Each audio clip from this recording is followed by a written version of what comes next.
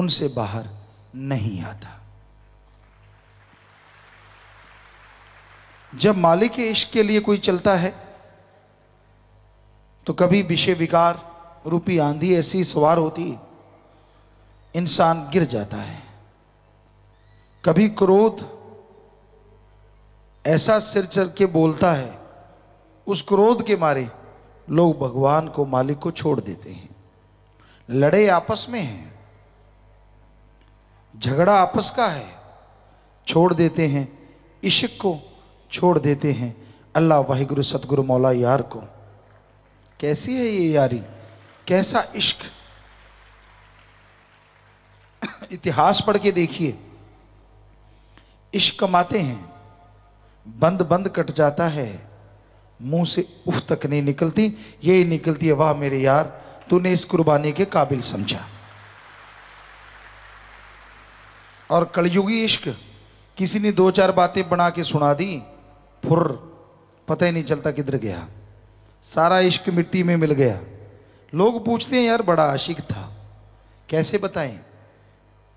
लाई लग ना होवे कर वाला चंद्रा गमांड ना होवे, कि कई लोग ऐसे होते हैं, उनको लोगों की बातें सच लगती हैं, अपने गुरु पीर फकीर की बात सच नहीं लगती, तो वो इश्क दिखावा करते हैं, इश्क निभाते नहीं। जो इश्क निभाते हैं वो दिखावा नहीं करते, उनको कुछ दिखाने की जरूरत पड़ती ही नहीं। दृढ़ यकीन रखते हैं, दृढ़ यकीन के साथ इश्क के रास्ते पे चलते चले जाते हैं। ना किसी से ईर्ष्या, ना कोई द्वेष, ना कोई चिंता, ना कोई टेंशन, ना कोई सोच, बस एक ही सोच, सेवा करें, सुमरन करें, मालिक को याद करें। साईं मस्ताना जी महाराज ने यह सच्चा सौदा चलाया, बनाया। क्या गृहस्थी, क्या त्यागी, सबको शिक्षा दी, सबको समझाया कैसे जिंदगी जीना है। परमपिता जी ने बताया, हमने अपनी आंखों से देखा, कानों से सुना। घर गृहस्थ वाले को बताते, सुमरन करा करो, संयम रखा करो, विषय विकार में डूबे ना रहा करो।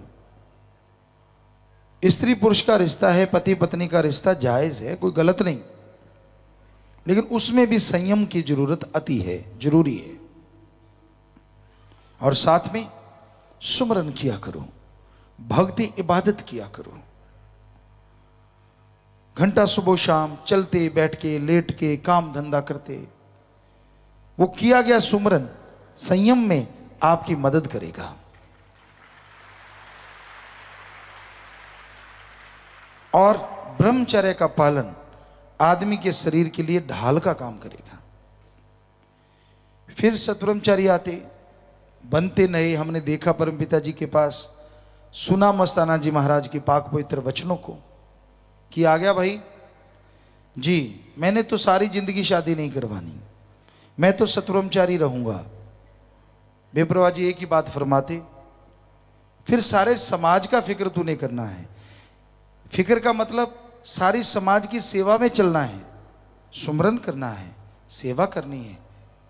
जो तेरा घर परिवार है, वो अब ये सारी दुनिया है, इंसानियत है, जिसमें जन्म लिया, यहां रहे हो, उनका निरादर तो नहीं करना, पर उनके लिए टेंशन, उनके लिए तड़पना, उनके लिए व्याकुल होना या उनकी चिंता में डूबे रहना, ये आपको त्यागना होगा, तभी सच्चे त्यागी हो।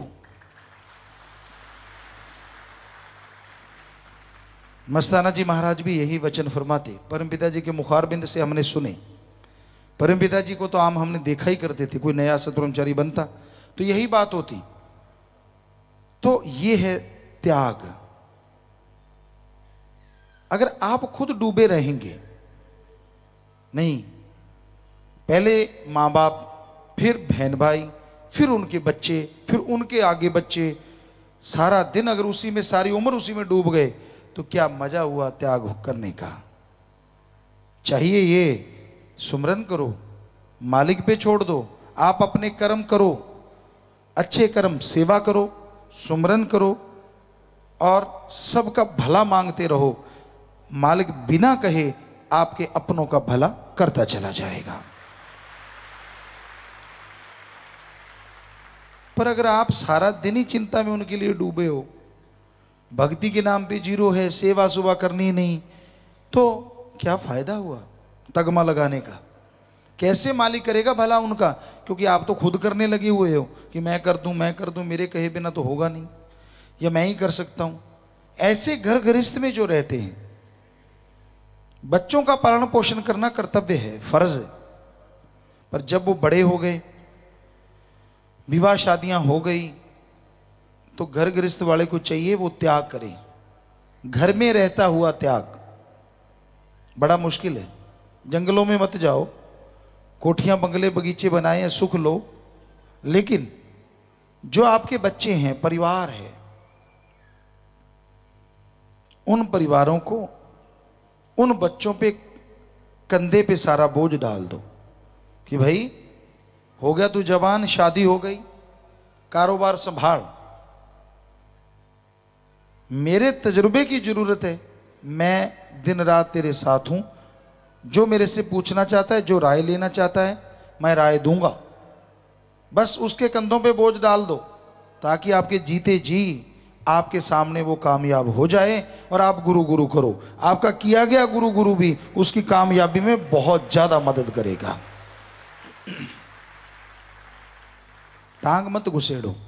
कई तो बच्चों को देते ही नहीं सामान संभालने के लिए, आखिर तक नहीं, ना ना ये तो डुबो देंगे, मेरे को ही आता है सब कुछ, इनको तो कुछ भी नहीं आता, इनके हाथ में दे दिया तो डुबो देंगे सब कुछ। कईयों को ये भ्रम बना रहता है, और तेरा पटाखा बोल गया तो क्या पता कब बुलावा आ जाए, और बच्चों को तजर्बा नहीं दिया तब ना चाहते हुए भी डूब जाएंगे।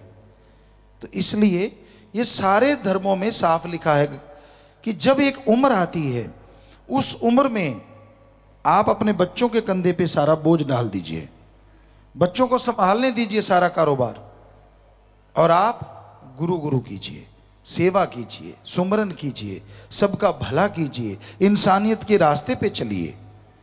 ये भी इनडायरेक्टली आपके बच्चों का ही भला है।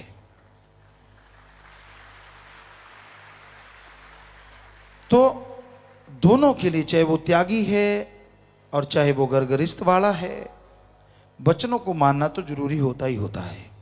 जिंदगी आपने चुननी है, और चुन ली तो फिर चूंचना करने का क्या मतलब। लेकिन यह देखा गया है, आदमी की फितरत है, वो खुश नहीं होता